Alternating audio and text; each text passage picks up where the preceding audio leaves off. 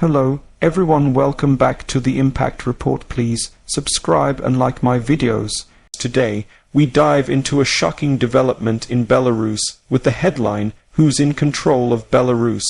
Police and protesters unite against the regime." This story explores the ongoing political crisis in this Eastern European nation, where President Alexander Lukashenko has maintained power for decades amid accusations of authoritarian rule, rigged elections, and severe repression. The idea of police and protesters uniting against the regime echoes some dramatic moments from past protests, but let's examine the current situation and what this could mean for control in Belarus. First, let's look at the exterior of the political landscape.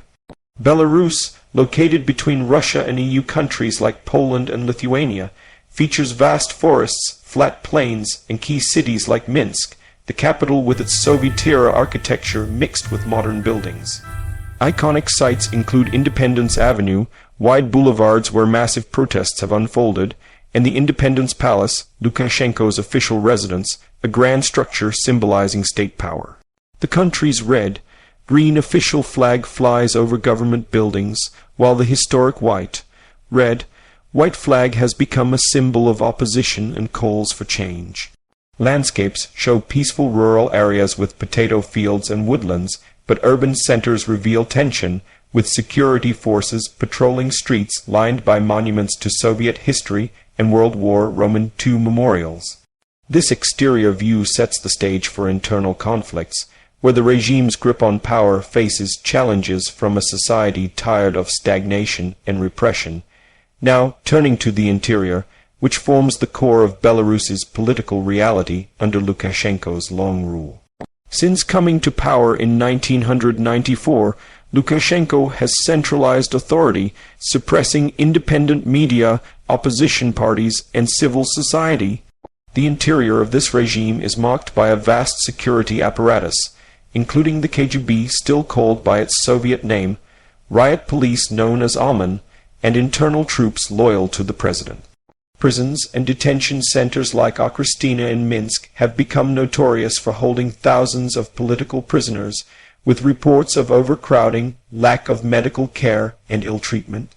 Inside government buildings, decisions are made in closed circles, with little transparency or accountability. The economy relies heavily on state-controlled industries, subsidies from Russia, and exports like potash fertilizers, but sanctions have strained this interior structure. Society inside Belarus lives under constant surveillance, with internet restrictions, phone checks at borders, and fear of arbitrary arrests for liking social media posts or displaying opposition symbols. The parliament and courts serve more as extensions of executive power than independent bodies. This dense interior control has allowed Lukashenko to weather major crises, including the massive 2020 protests after disputed elections, where hundreds of thousands took to the streets demanding fair votes and an end to brutality. Though those protests were crushed with force, leading to over 50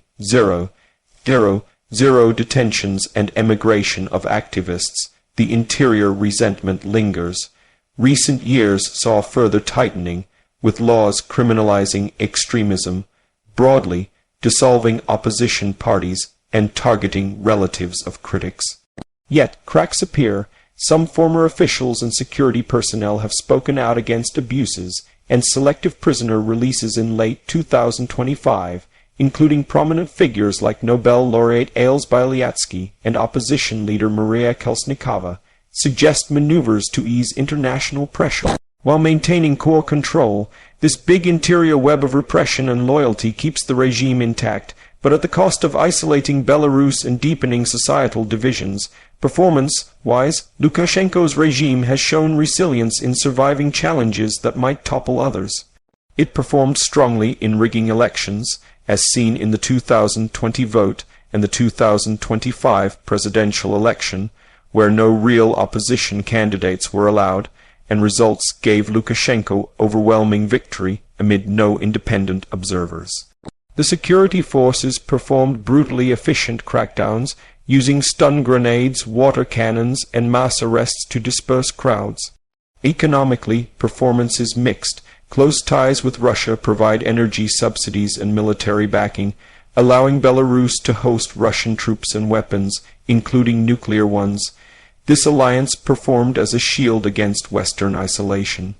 However, sanctions have hurt growth, causing inflation and shortages, while emigration of skilled workers drains talent. The regime's propaganda machine performs relentlessly, portraying Lukashenko as protector against Western threats and opposition as foreign agents. In foreign policy, it balances dependence on Moscow with occasional outreach to the West, like prisoner releases tied to sanction relief. Overall, the regime's performance in retaining power is impressive through coercion and alliances, but it underperforms in building genuine legitimacy or prosperity. On safety features, or rather the lack thereof for citizens, Belarus under this regime offers little protection for dissenters. There are no robust safety mechanisms against state violence. Police impunity is widespread, with reports of torture going uninvestigated. Political prisoners face unsafe conditions, leading to deaths in custody. For protesters, safety is non-existent during demonstrations, with riot police deploying excessive force. Even everyday safety from arbitrary detention is absent, as raids target homes for extremist materials. The regime touts social safety nets like low unemployment through state jobs, but these come with loyalty demands. Border safety is militarized, with migrants used in hybrid tactics against EU neighbors.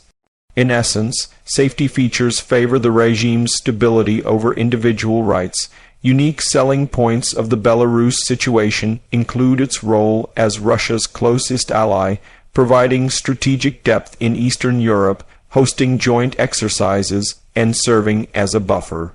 Lukashenko's personalist rule is a USP, portraying himself as the father of the nation, guaranteeing stability in a volatile region. The opposition's persistence, even in exile, with symbols like the red-white flag, offers a USP of resilience and hope for democracy. Belarus's neutral stance in some past conflicts and its potash exports give economic leverage. Price-wise, the cost of this regime is high. Human rights abuses, international isolation, economic sanctions costing billions, brain drain, and societal trauma from repression.